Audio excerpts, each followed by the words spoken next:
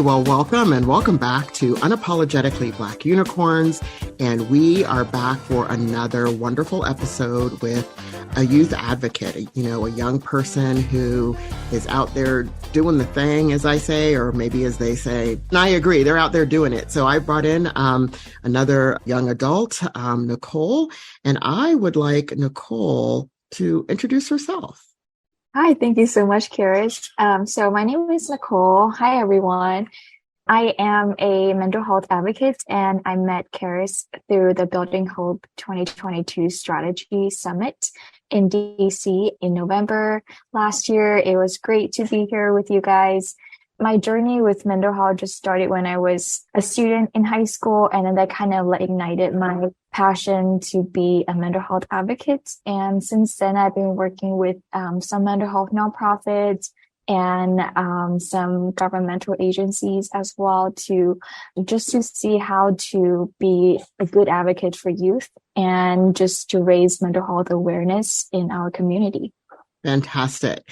So when we first met, and first of all, I keep saying when I keep talking to some of the young adults on the podcast and elsewhere, how I try to think about what I was doing in high school, and this wasn't it. Meaning, I probably was trying to be social. I was not very good at being very social, versus trying to do things that were really sort of socially minded. Do you know what I mean? So, Yeah. I'm always so impressed to hear, what people start thinking about and doing in high school and then go on to do as they're, going to college and so forth. So you had talked a little bit about what it's like for the immigrant community in particular when we think about sort of mental health, especially sort of in the Western and in the US sort of frame. So how is that for you? And then how do you help other students who are also maybe English as a second language or also immigrants? So mental health is definitely a stigma in my own culture. It was really difficult to talk about it with my parents, and there's still it's still a pretty taboo topic within my family. So I just try to do my best. And then because I know that not everyone is ready to have that conversation, I try to just talk to people, maybe not in my own family, but in the community, maybe not even in the same cultural background, because I know that I can do something. I don't have to do it within my family. So to help other immigrants, I recently received a mini grant with Houston Community Action Council, and I will be doing a project on ESL students' mental health. Basically, I want to connect art and education to raise mental health awareness amongst ESL students.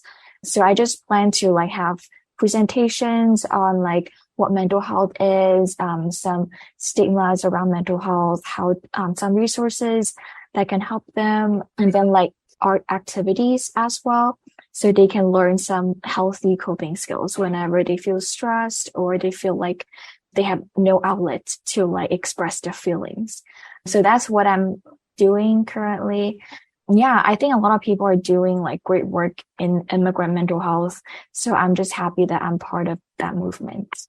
When you talk about sort of your own culture and then talking to your parents or your family, what was their understanding of what you were trying to tell them? And can you talk a little bit about which culture that is so people have a frame of reference? Yeah, so I'm Chinese and I moved here when I was 15. So I was a freshman in high school. And then I had a lot of difficulties fitting in terms of having a heavy accent and just kind of making new friends in a new country, new environments. Everyone is speaking another language. So I have trouble reconciling with my own culture to begin with because of some experience I had back in China. And then when I try to work through it, my parents are telling me that I was ungrateful for my own culture, and then my own mental health issues should be kept within the family because it's bringing bad reputations or bad luck into our family. So for me, it was pretty isolating. And then when I talk more about them about mental health, I think they understand it more than when I was in high school, but it's still like a work in progress because, like they've been in China for like a few decades. And I understand that it was difficult for them to completely change their mindset towards mental health. Yeah, I try to accept that and then just like work with where they are and then not to Mhm. force them into like being a huge mental health advocates. Yeah, yeah, that's such a common story. I think for, a little bit different when I think about sort of, my family and being African American. And, when I first started struggling, everything was kept in the house. Everything was kept within the family. Well, Mm-hmm. the term we use, even though I'm very careful about describing this term, is like you don't air your dirty laundry. Now, having a Right, mental health right. issue is not dirty laundry. It's not dirty, but Mm-hmm. really the saying means that, look, we keep sort of our struggles within the family. We don't share it outside of the family. We don't put our struggles Mm-hmm. out on the laundry line, in other words. So that's kind of what I had to go through for, wow, a long time. Even in my adult life, my family Yeah. was quite strict about that. And Mm-hmm. there were like family groups that they could have gone to have better understanding of what I was going through. They refused to go. And like Yeah. I was involved in NAMI, the National Alliance on Mental Illness. And um, Same. yeah. Oh, really? The same? Okay. Yeah, Yeah. yeah. So my mom and dad though did, when I was on the board, they did actually come Mm-hmm. to the conferences with me because I Oh, wanted them to nice. be able to see what I was doing. Yeah. So my story was covered in a national newspaper, and I asked my Mm. dad's permission. Like I even did that, Mm-hmm. knowing that, Mm-hmm. we share the same last name. I would be talking about my family, in the most appropriate in ways. And so it was really interesting to negotiate that with my dad, and my dad even agreed to have the reporter talk to him. So, yeah, you're right. It's kind of like baby steps, meeting people where they are. Mm-hmm. But at the same time, how did you find places outside of the family? Because, I think for both of our cultures, very collectivistic, very family Oh, oriented. yeah. And it's not just mom and dad, it's mom, dad, grandma, auntie, uncle, cousin. Right? It's like that's a family unit. So if Yeah. you don't have your family, where were you going? Like to get support? Yeah, so when I first got support, I was a senior in high school. Right now I'm 24. It was like a long time ago, but when I was a senior, I was basically just having a crisis, and then I knew that if I didn't reach out for help myself, I would not be able to make it because my parents are pretty against getting mental health help. They're just saying like, oh, if you need to talk to someone, just talk to us. Mhm. I'm like, you guys are the reason why I need to talk to someone. So I just kind of like a lot of things are just like Googling and then trying to find like what's the best for me and for my insurance is really difficult to navigate the insurance system. So basically I just like took myself to a hospital and then just, learn about the services that were provided in the area and then try to make notes. And then when I was a senior, I was already 18. So that was great because I did not need any parental consent. So I Mm. just like took myself to therapies and get like medications and stuff. So a lot of stuff are like self advocacy because I knew that I had to do it for myself. Even though like if they're not supportive, that's fine because I was there to support myself. I don't really have words for trying to figure that out at 18.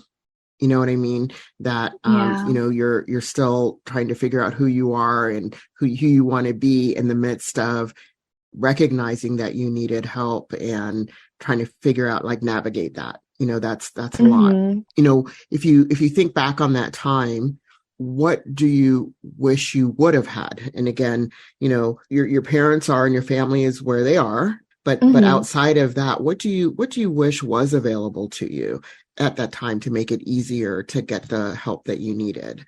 Honestly, the first thing that came into my mind was to just have like a support system in school in terms of like people being nicer and teachers being more attentive and counselors being less busy, which I knew was like really difficult for counselors.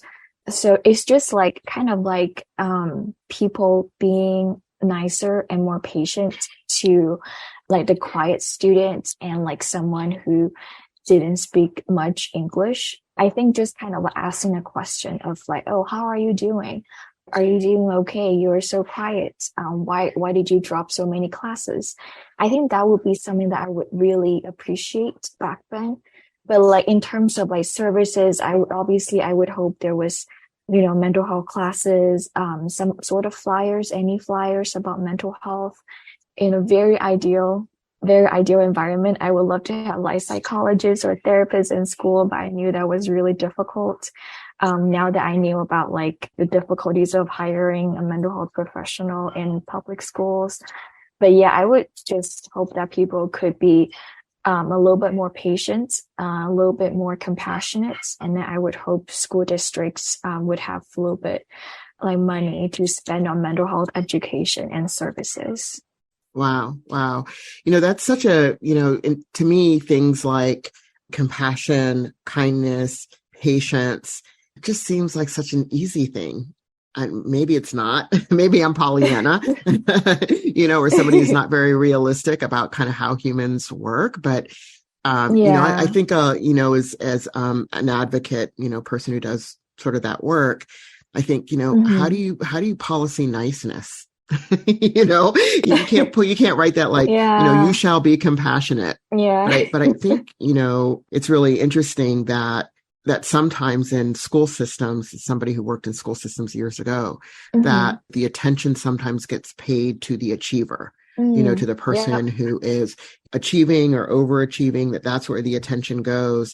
And then some people, may slip through the cracks because they're quieter or because they're, Hmm. off doing their own thing. And so I think you're raising a really good point about as much attention as paid to the person who is achieving or overachieving, Hmm. there needs to be the same attention paid to someone who is quieter and doing their own thing or doing it in their own way. Or were Yeah. there a lot of other Chinese or immigrant students who were also within your school that, were you all working together? Or again, not to not to stereotype or clump or anything like that, but sometimes it's kind of like, where do you find your niche? Do you know what I mean? Where do you find your peeps? Yeah. So did you find that in high school? In high school, honestly, I had a really difficult time, like honestly reconciling my own culture and just like talking to other Chinese students because that just reminded me of what happened back in China. So I try to be nice to them and I try to go to libraries and study with them. I know very stereotypical and just go to libraries every day. But as kind of like my mental health conditions deteriorated, I just started to isolate myself because I didn't want them to Mm, find out that I was not doing well. And I was just kind of like against getting help when I was not doing that well. So I was pretty lonely and isolated when I was in high school. But yeah, there was a lot of Chinese students in my high school, to be honest, but it kind of like did the opposite for my mental health. okay, so we have a lot in common. Yeah. That I wasn't really a loner in high school. Sadly, I was. My brother would say, "Oh my God, I couldn't even pretend I knew you." I was like, "Wow, thanks. I don't know what to think about that." And he said, "Well, because sometimes I would be very loud, and the Hmm. loud was trying to. I think when I think back on it, trying to attract attention." Because I wasn't like the popular student, or I Hmm. wasn't, I was just sort of this oddball student, so to speak. So I think, though, one of the things that, when you were talking about this, that sort of happened to me sort of at an earlier age was, I'm a global nomad and an army brat, as I've talked about on the podcast before. Hmm. And so, I was born in Germany, and then, we lived in the United States, and then we went to Korea, and then we came back to the United Oh, States, et cetera. wow. And one of the things my father wanted us to do was to learn the language and be integrated into the culture of wherever it Mm-hmm. was we were living, that, Yeah. we're guests there, Mm-hmm. and so he wanted us to learn as much about that culture as possible. Like I was a Korean Girl Scout.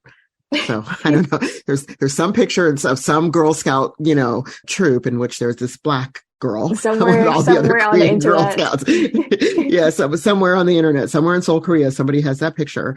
But I would come back to the United States in particular, and I would have a funny accent. I would dress different, Mm, and so a lot of times the black kids in school like thought I was really, really weird. So mm-hmm. they thought I was different. And I my parents did also a very good job of ensuring we understood about our Black history and our Black culture, and That's very awesome. tight-knit family. But it still was kind of like this, I was very much bullied by Black girls when I was younger. So, I'm so sorry definitely, to hear that. yeah, I mean, I can hear kind of, not that you were talking about bullying, but certainly about that fitting in within your own culture, Mm-hmm. especially if there's some trauma related there, makes it very, very hard. So trying to find, again, sort of, who are my peeps?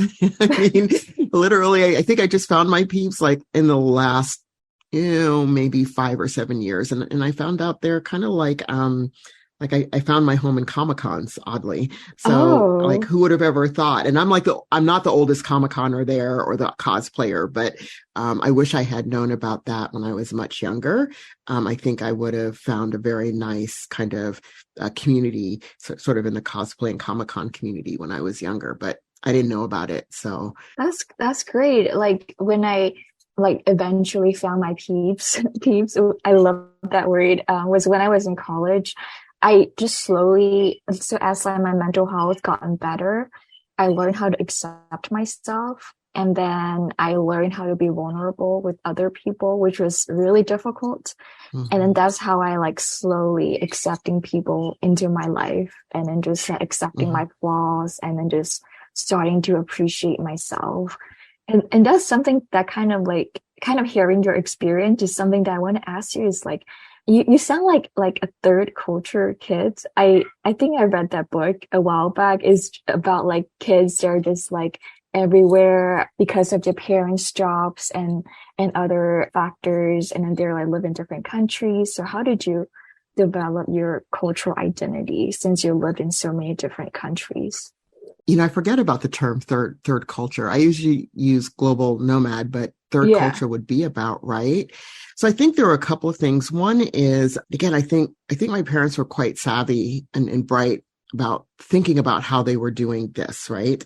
Many military families, they don't have to travel with whoever it is who's in the military, who's going overseas. You can choose to stay on base or with a family member while the other person serves their tour. So they just decided not to do that. But what they did do is every time we would travel, no matter, even if it was in the United States, we would always go in between tours, and they were usually 3 years at a time. We Hmm. would go back to my grandmother and grandfather's house. And so it was my grandmother, Oh. my grandfather, my aunt, my uncle, my cousins all lived in this big house in New Jersey. And so we would always go back there. My brother and I might spend the whole summer there. Hmm. And that gave us opportunity then to also connect to like this whole host of other cousins and, other Wow. aunties. And so I think that was sort of how they did it. Hmm. When we traveled, my parents were again sort of very intentional, and we had all of these games like the Black History Mystery Game, or the Harriet Tubman card deck. I had these comic books. My brother had them, and then I had them. I think they're called Golden Legacy. Yeah, Golden Legacy, and they were all about all of the Black heroes and heroines, and sort of in our culture. So like Harriet Tubman, Martin Luther King, even Malcolm X is in there. Hmm. I could go on and on. It's like I have about 10 or 15 of these comics. I have the whole series from the 60s. Oh my God, I just aged myself. All right, so you know how old I am. All right, but anyway, so I think they started in the 60s and they went into like the mid 70s. And so I have Hmm. every single one that was first my brother's, and then they were given to me. So I Hmm. think that's how kind of like my parents thought about making sure we understood who we are as Black folk, Hmm. even though we were traveling around, like, when I came back to the United States from Germany, man, I spoke German and people were like, well, what is this Black girl doing speaking German? But that's what we did, right? And, come back from Korea, I can still speak Korean. And yes, a lot of times Korean people are like, what just happened? Did she just speak perfect Korean to us? And it's like, yes, I did. But, I'm going to say when you talk about the importance of compassion and kindness, I think that experience helped me think about why compassion Hmm. and kindness are so important. When I see somebody who is sitting by themselves or, a loner, I've seen it in work settings. Hmm. That's the person I'll reach out to because I kind of know what it feels like to Oh, be that person. I don't know. yeah, Do you do same. that at all? Yeah, Like, I do that too. It's just like sometimes it's just like if I see someone in my class, that's just like really quiet and then just like always just walk in the class and walk out of the class by themselves, I would just like say hi to them and then just to gauge if they're open to like having a conversation or not. I think it's just like a just in case thing that I do to just like let them know that, oh, hey, this stranger cares about me. And then the stranger is nice to me. I think that's something that is really like really small, but it could be really important to like someone's day. You never know what they're yeah. going through that day. Yeah, exactly. Thumbs up, snaps, claps, the whole 9 yards of total agreement with all of that. That a simple hello, a little bit of I'm not an eye contact person, but a little eye contact and a head nod. Because sometimes you're right, you don't know. Like I do that with people on the street because Oh. we walk around in our own bubbles so much. Hmm. And I know, like even for unhoused people, I think people walk by them as if they're invisible, but they're not invisible. They're clearly visible, but Hmm. we don't kind of make that human connection. And so, I might say hi to somebody, nod, and keep on walking. Hmm. Even if somebody's yelling and screaming, I'll nod and say, hey, I see you. Nice seeing you today. And I'll just keep on walking. And it might be from across the street, I Hmm. never know. But I think you're right, is a simple act of just saying hello can mean so much to somebody and you just never know. And if you Yeah. don't do it, they don't get it. So I Hmm. think that's powerful.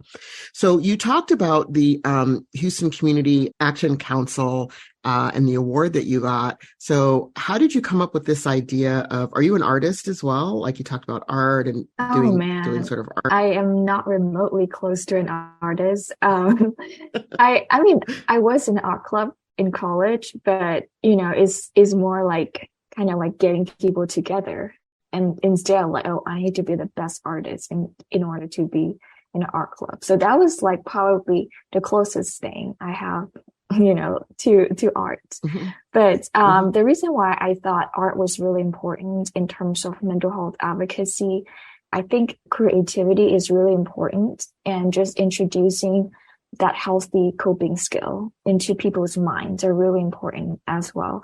So for me, when I feel like, oh, I feel like I have no skills or no tools to like express myself, and I feel like I'm about to like explode. So I think like having that coping skill of like creativity, just like, oh, I can draw something today, or I can like paint a jar today.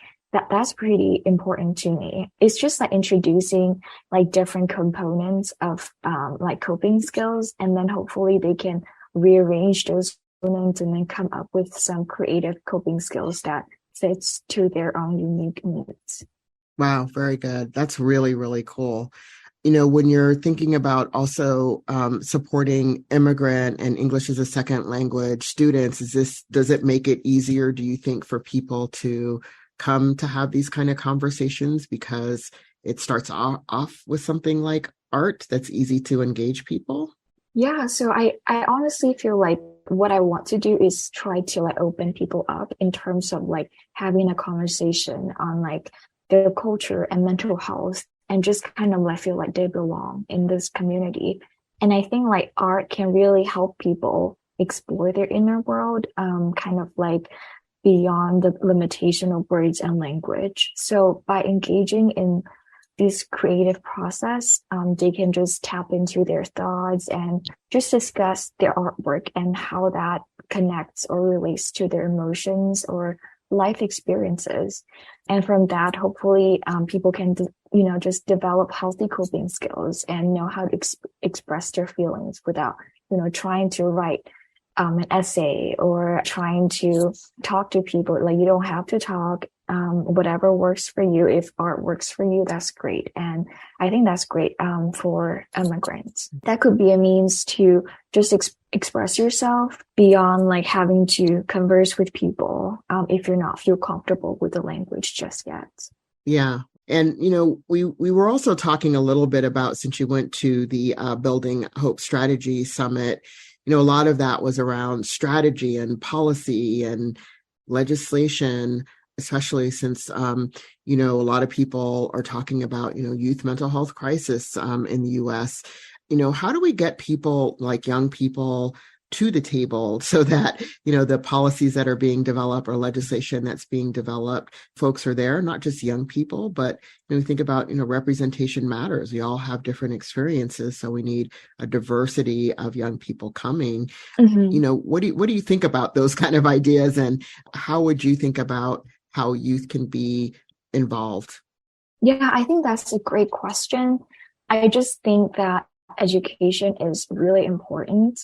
I think youth would be a lot more likely to take initiatives if they think that they have the autonomy to create change and make a difference in their lives. If we feel like, everything is just going to happen, and then I can't really do anything to change anything, or I feel like, this like school is just a huge factory. I'm going to get in, get a degree, and then get out, get a job, or go to college, what have you. It's just like having a sense of autonomy and making youth feel like they have ownership over their life and over their community. That's a lot more easier than just like forcing people to advocate for this and that. I think it's more long lasting and more powerful for youth to choose that advocacy themselves and just like, like that's something that I care about. Mental health is something that is really important to me and everyone around me. And I have the power to make changes.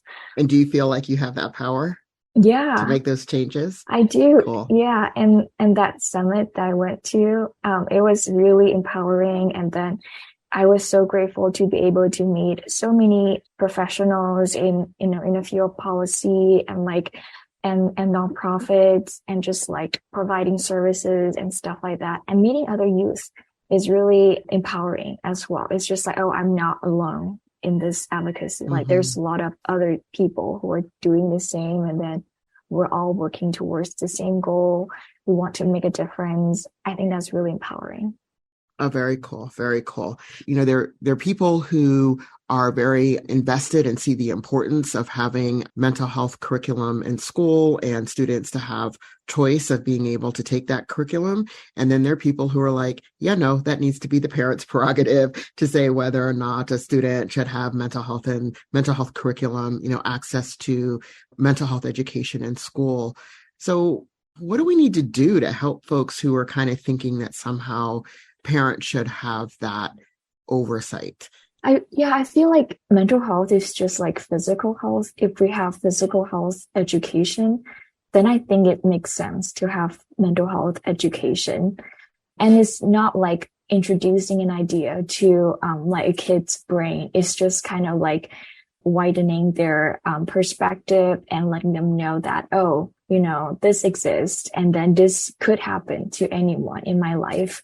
And these are the skills that I can use to cope with it. And that kind of like, back to like taking charge of their own health and just like advocacy, like, okay, if I'm not feeling well, I don't have to like be quiet. Here are the skills that I can use to help myself. I don't have to like wait for parents or teachers to notice me. So I think that's really important, and kind of like Sino is kind of similar to the education on gender identity and sexual orientation, like teachers, like they can't really talk about that in school because they feel like it can like negatively affect their kids. It's just about like education and not about affecting their health or identity in any way. Just kind of like letting them know more about the world. Yeah, yeah. Snaps, claps. Yes. I think you made that's such a good point that it's like, if we can talk about physical health, why can't we talk about mental health? Mm-hmm. Talking about physical health doesn't make you think suddenly you have all of these physical things going on. Neither does mental health. At least that's the evidence, of course, that talking Mm-hmm. about mental health doesn't make you suddenly have depression. That was probably already there. Mm-hmm. So is there any, you've been, as I tell everybody, dropping mad wisdom and dropping wisdom throughout our conversation, is there any one last piece of wisdom, I call it wisdom dropping, that you want to leave with our audience before we wrap up? Yeah, I think I just want to emphasize on like the power of empathy. The world can be a really dark place and it's really easy to be cynical, but I don't think humanity is built on cynicism. We have to choose hope. We have to have hope because we flourish in empathy. And, a lot of people say that, oh, we're just a speck of dust in the universe, like nothing matters. But I feel like just because we are a speck of dust in the universe, it doesn't mean we're meaningless and insignificant. And it's just like if we support each other and shed light on those who are on the edge of falling apart, that's far from insignificant. You never know what you can do to the other person. You never know, like the small act of kindness can change someone's life's trajectory. So yeah, and if you're not feeling well, if you feel like you're depressed or you're going through a tough time in your life right now, please don't be afraid to reach out. And if you feel like you can't really fit in and nobody's there to be with you, just remember that you are the person who can be with yourself. And if there's no place for you in school, just create one for yourself. There could be just you in that space, and that space can be filled up the empathy and hope, and just advocate for yourself. You can save your life, and you're far from insignificant. Love that. Yes, you are far from insignificant. So Nicole, thank you so much for joining me on Unapologetically Black Unicorns. It's been such an honor just to get to know you a little bit more and have this, very, very important conversation. So thank you. Thank you so much. And to our listeners, y'all know what to do, and you know what my producer tells you to do. So from the producer, like, subscribe, comment. Okay, got that, producer, I said it. And then for me, the most important thing to do is to share, because there's somebody who is going to be touched by this information or needs this information that we talked about today. So thank you so much for joining Unapologetically Black Unicorns, and we will see you next week.